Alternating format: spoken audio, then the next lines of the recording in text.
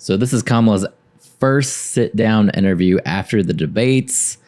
We're going to see what she actually has to say. Hopefully she's going to dive into her policies and be more specific on things that she actually wants to do as president. All good? Okay. I think it's a local interview. Great. This will be cringe. Madam Vice Absolutely. President, I'm on pleasure board to for meet it. you. Thanks for Good your to time meet you, today. Brian. Our audience appreciates your time as well. Of course. As you know, we're sitting here in a state and arguably in front of an audience that 54 days from now could decide the outcome of this presidential election. Yeah. You hear it more than I do. People want to know more about you and about your specific plans.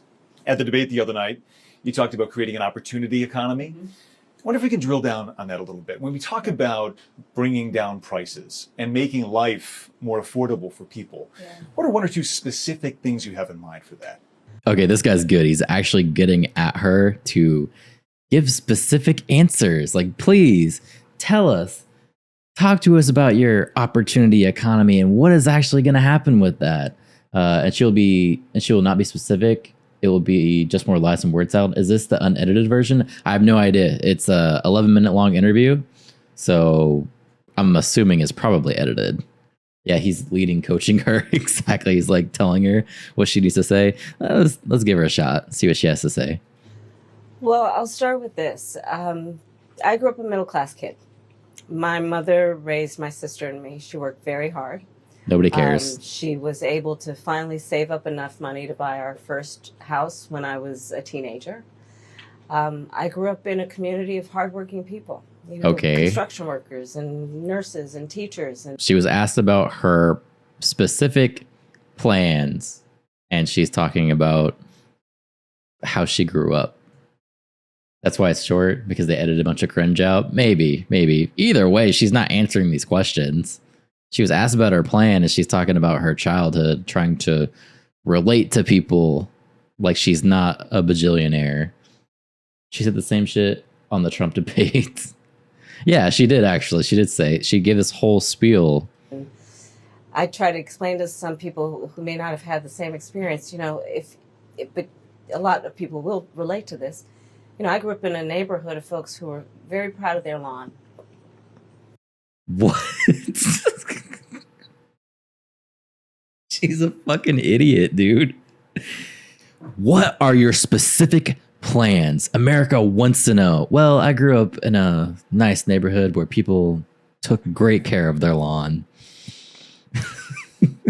Sidestepping the question, that's what they do. Yeah, that's just ridiculous. Spin and dodge and deflect. Surely he's going to hold her accountable, though, right? And I was raised to believe and to know that all people deserve dignity. And What do you- that What? we as Americans have a beautiful character. We have ambitions and aspirations and What the fuck is she talking about, dude?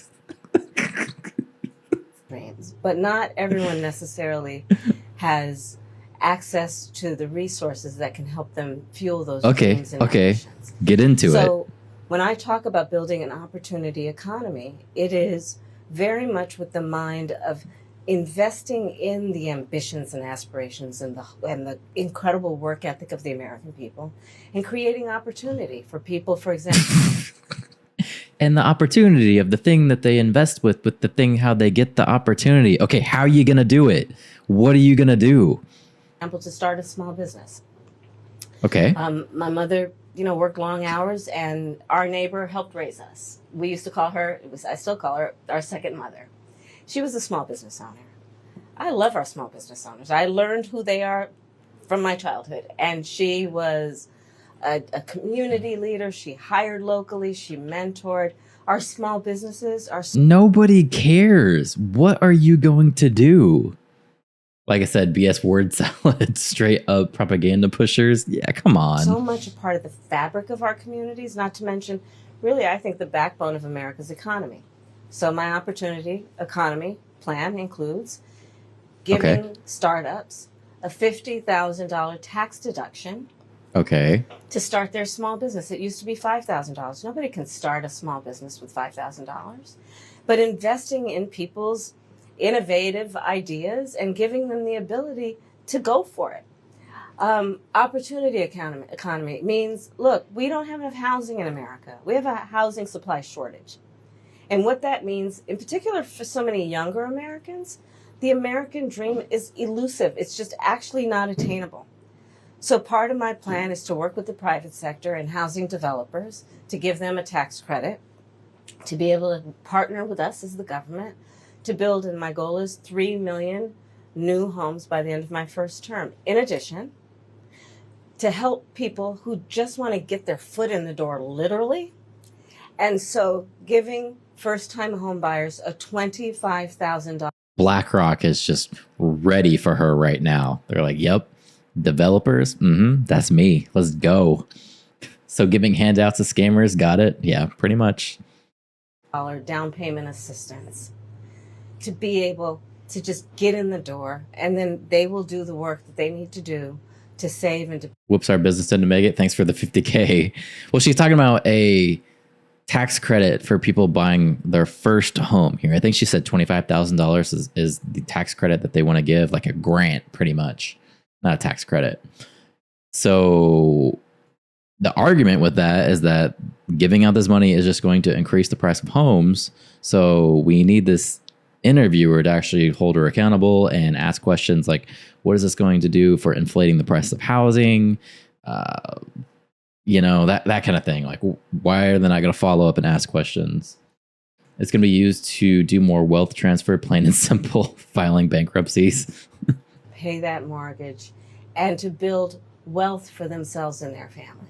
These are some examples of what I mean when I talk about an opportunity economy. And a lot of it has to do with just the community I was raised in and the people that I admired who work hard, and deserve to have, their dreams fulfilled because they're prepared to work for it.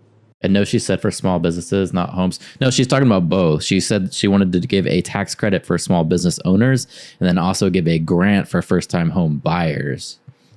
You talked at the debate and at... This dude's really not going to follow up to that. Really? He's not going to... He asked a specific question. He's not even going to follow up. Come on, bro. Previous appearances about turning the page on the past. And in fact, here today in Johnstown, you're talking about a new way forward. Yeah.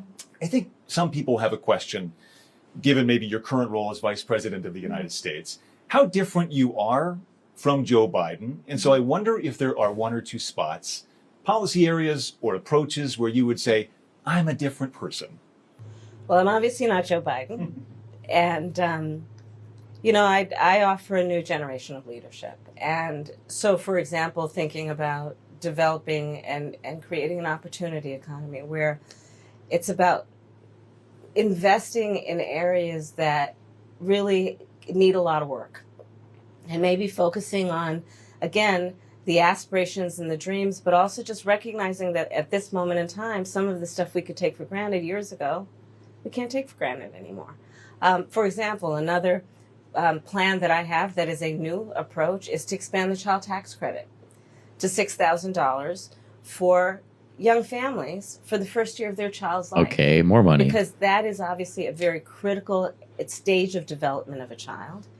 And a lot of young parents need the help to buy a car seat or a crib or clothes for their kids. And so So more inflation. Got it. Approach is about new ideas, new policies that are directed at the current moment. And also, to be very honest with you, my focus is very much in what we need to do over the next 10, 20 years to catch up to the 21st century around, again, capacity, but also challenges. The thing that really bothers me with this is people are going to say that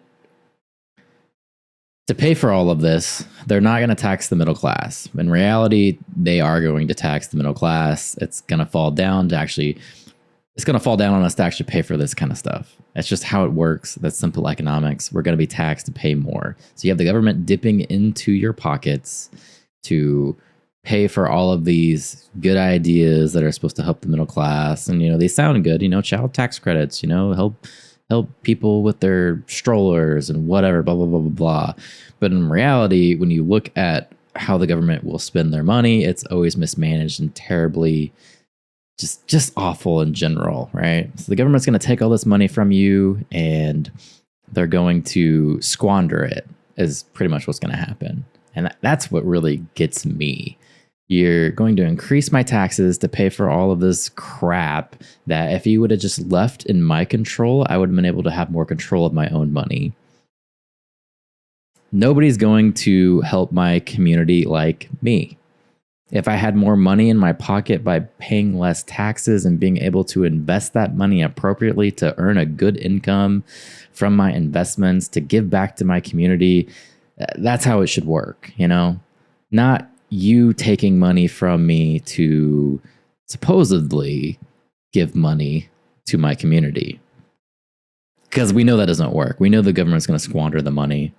They know they're not actually going to give out this money back. They're not going to do things like erase student loan debt with all of this money. It's not going to happen. It's just it's like a fairy tale, and she's playing on emotions. Guaranteed the money will go to people of color first and foremost, rather than be handed out based on financial need and capability. Well, I don't think they could get away with that. I don't think that would be legal for them to do. And it will be spent on a bunch of garbage. That's what I'm worried about. I'm worried the government is going to take all this money from me and they're going to squander it. Where if they just let me keep my own money, I could invest in my own community. I could help the single mothers. You know, when you're out to a restaurant, I can leave big tips if they just gave me my money to be managed by me and not the government. That's the issue. It absolutely can and will be used like that. Who knows, man? Crime and public safety are two major issues right at the forefront of voters' minds. In Philadelphia as well, where crime is a significant issue. When we talk about crime, the conversation turns to gun safety as well. And I think you actually probably caught a lot of people off guard, maybe a bit by surprise in the debate the other night when you mentioned that you are a gun owner. I know you said it in 2019 as well. I want to talk about your values on this issue. When it comes to gun ownership, where do you draw the line in America on gun ownership and gun use? Good question. Like you said, Brian, I am a gun owner, and Tim Walz, my running mate, is also a gun owner. We're not taking anybody's guns away. Okay. I support the Second Amendment, and I support reasonable gun safety laws. Meaning? Part of my approach to this is I was a career prosecutor for most of my career. I have personally prosecuted homicide cases. I have personally looked at autopsies. I have personally seen what assault weapons do to the human body. And so I feel very... That's what guns do, you stupid. Oh, man, I hit the wrong button. My bad. Really need a lot of work. And maybe focusing on, again, the aspirations and the dreams, but also just recognizing that at this moment in time, some of the stuff we could take for granted years ago, we can't take for granted anymore. For example, another plan that I have that is a new approach is to expand the child tax credit to $6,000. Oh, man, I already heard this. Part of my approach to this is I was a career prosecutor for most of my career. Oh, I have personally prosecuted homicide cases. My bad. I have personally looked at autopsies. I have personally seen what assault weapons do to the human body. Yes, guns are made to kill people and animals. That's what guns do. Doesn't matter if it's an assault weapon or a home gun. And so I feel very strongly that it is consistent with the Second Amendment and your right to own a gun to also say we need an assault weapons ban. I'll check it out after this. They're literally tools of war. They were literally designed to kill a lot of human beings quickly. Yeah. I say we need universal background checks. The majority of NRA members support. So she literally just said, I'm not going to take your guns, and then somehow segued into, I'm going to take your guns? What the hell's going on here? Support that? Why? Because it's just reasonable. You just might want to know before someone can buy a lethal weapon if they've been found by a court to be a danger to themselves or others. You just might want to know. Two final questions, if I might. Sure. On the appeal of the man you were running against, as you drove here today, you likely saw a lot of Trump signs. He has an historic appeal in this country. And as you are someone running against him and trying to understand that, I wonder how you distill it. What do you understand his appeal to be? And how do you speak to his voters, or maybe people who just share his values but are open to something else? I, based on experience and a lived experience, no. In my heart, I know, in my soul, I know that the vast majority of us as Americans have so much more in common than what separates us. And I also believe that I am accurate in knowing that most Americans want a leader who brings us together as Americans, and not someone who professes to be a leader who is trying to have us point our fingers at each other. I think people are exhausted with that approach, to be honest with you. I think people want a leader who has common sense and tries to find common ground. I'm supported by over 200 Republicans who worked for both Presidents Bush, John McCain, and Mitt Romney. I'm supported by the former Vice President Dick Cheney, former Congress member Liz Cheney. And I think people are more willing now, in light of the hate and division that we see coming out of Donald Trump, to say, hey, let's put country first. And I think that just makes us stronger and more healthy as a country, to say, look, we can all debate our differences around, various policies, but let's stop with the division. Like, enough of that. Let's bring everybody together. We can debate our policies, but yet she won't debate the policies and goes back to everything about division. Makes no sense. And finally, as you introduce yourself to America in a new way, they've heard much of your story at the Democratic National Convention and in that debate earlier this week. If there's one thing that you wish Americans knew about who Kamala Harris is that you don't think they know yet, what would that be? I don't know. I mean, probably it's not very different from anybody watching right now. I love my family. One of my favorite things that I lately have not been able to do is Sunday family dinner. I love to cook. I have incredible friends. My best friend from kindergarten is still my best friend. I think that, I have a career that really, and I said it the other day, as a career prosecutor, I never asked a victim of crime, were they a Republican or a Democrat. The only thing I ever asked them is, are you okay? And I think that's the approach that most Americans want. Well, yeah, that would be pretty illegal if you did that. What is she talking about? Regardless of who they voted for in the last election, in terms of turning the page and charting the way forward. I imagine you're looking forward to cooking Sunday dinner again. I am looking for it. Yes, I They am messed up looking the forward to audio. cooking. With the whole family gets involved, the kids each have their role. Yeah. Well, it's a beautiful family. Oh, And we Jesus, that was really bad.